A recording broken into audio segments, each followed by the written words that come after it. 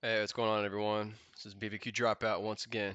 So, why does my brisket fall apart? This is pretty interesting because, briskets generally can, fall apart once you cook them well enough, and that's actually what you want. But what I'm going to be kind of covering in this little video right here is that if you happen to take the brisket a little bit too far, then it could fall apart and actually be dry and crumbly. So, let's get into it. Um, so, one of the main reasons I've personally encountered as to why like a brisket can fall apart, in the meaning like fall apart negatively, would be that number one, you didn't pull the brisket off at the right time. That just basically means that you want to have your meat thermometer or your probe or whatever kind of measuring temperature reading device you have that's inserted into the thickest part of the meat. You want that to be temping out at around like 200 degrees Fahrenheit in internal temperature.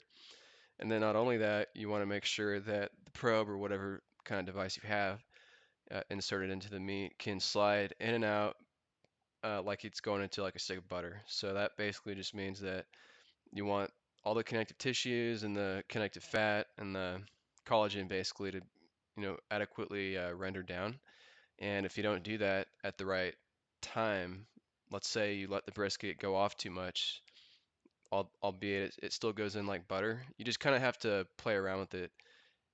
If you let the brisket cook too long and you don't pull it off at the right time, essentially, then you severely risk the brisket drying out and just being all crumbly and stuff. And then that leads me to my next point of overcooking the brisket. And that's also why I try to kind of maintain the healthy balance between trying to pull the brisket off at around 200 degrees Fahrenheit in internal temperature. I try not to let the internal temperature go past 205. And if you let the temperature go past that point, then you can severely overcook the brisket. And then last but not least, if you don't let the brisket rest properly, then you can have a lot of carryover heat when you rest the brisket, and then that could further overcook the brisket as well. And on the right side, you have my little offset smoker that I cook all my barbecue on. So, can brisket be overcooked? Absolutely. And it's one of the finickiest cuts of barbecue, in my opinion. And if you can see right here on the left-hand side of the screen, I frankly, number one, overcooked the brisket, didn't pull it off at the right time, and then I also didn't let it rest long enough, or I didn't rest it properly.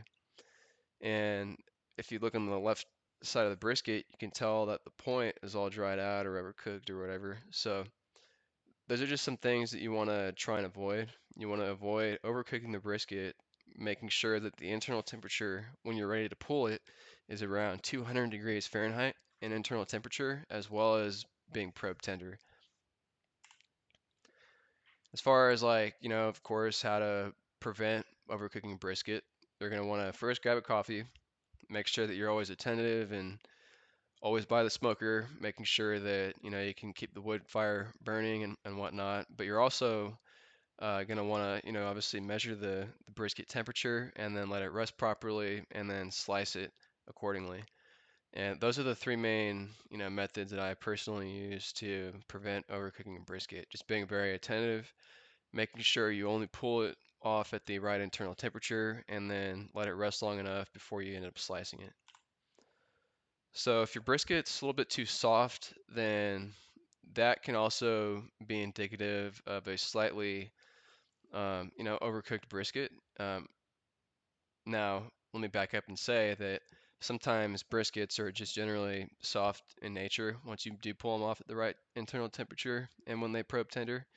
But more often than not, whenever you have a brisket that's a little bit too soft and crumbly, that's skewing towards the overcooked side of the cook, frankly. So you just want to make sure that, and of course, and like you'll get used to, smoking briskets and knowing, kind of getting an intuitive feel as to when they're done. But you just want to maintain the healthy guideline of only pulling the brisket off um, when you identify that it's probe tender and it temps out at 205 or 200 degrees Fahrenheit to 205 degrees Fahrenheit. And for those of you that may be wondering, okay, well, why is my brisket dry? Is that indicative of being undercooked or overcooked? Uh, a dry brisket is usually overcooked. Undercooked briskets, they're, you know, they're really tough in nature. I wouldn't necessarily say that they're dry, but overcooked briskets are definitely dry, and more often than not will begin to be too soft, crumbly, and just fall apart. So if you're wondering why your brisket happens to be dry, you more than likely overcooked it. The temperature went way above 205, and if you say, "Oh, well, my temperature was below 205," then you may want to consider recalibrating your temperature or your temperature probe, because I've had personally a lot of temperature thermometers throughout my barbecue career, and a lot of them tend to decrease in accuracy over time. So that's maybe something that you may want to look into as well. And then last but not least, to smoke the perfect brisket and to make sure that it falls apart just right, you're going to want to obviously get an accurate thermometer, insert that into the thickest part of the flat, and then let it rip. Don't really worry about ambient temperature or anything like that. Just maintain the guidance of pulling the brisket off at the right time, meaning the brisket gets pulled off at around 200 degrees Fahrenheit. Once that happens, get a toothpick or something, or take the actual thermometer itself, and then promptly take it out of the brisket and then start poking it all around in the point, in the flat, thinnest parts, the thickest parts. You want no resistance whatsoever. Once that happens, you can pull the brisket off the smoker, put it into an ice chest, wrap it if you want, if you're going to be storing it for longer periods of time. And then after, let's say, 3 to 5 hours, because resting is so important, you want to let the brisket rest in your preferred storage method. And then after that, you can take it out and begin slicing against the grain. That's how you make sure a brisket is falling apart in just the right way. So, hope you guys thought this video was helpful, and I'll catch you guys later.